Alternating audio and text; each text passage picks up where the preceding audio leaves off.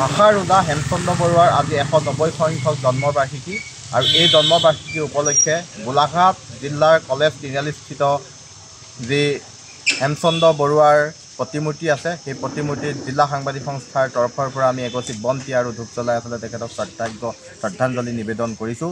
যিটো প্ৰতিমূৰ্তি প্ৰকৃতাৰ্থত স্বাধীন প্ৰতিদিন গোষ্ঠীৰ স্বত্বাধিকাৰ শ্ৰদ্ধেয় জয়ন্ত বৰুৱাদেৱে গোলাঘাট জিলা সাংবাদিক সংস্থা বা গোলাঘাটবাসীক আচলতে তেখেতে প্ৰদান কৰিছিল। সেই প্ৰতিমূৰ্তিত আজি আমি শ্ৰদ্ধা নিবেদন কৰিবলৈ পাই নথৈ আনন্দিত হৈছোঁ আৰু তেখেতকো আমি আচলতে এই আপাহতে ধন্যবাদ আৰু কৃতজ্ঞতা জ্ঞাপন কৰিছোঁ।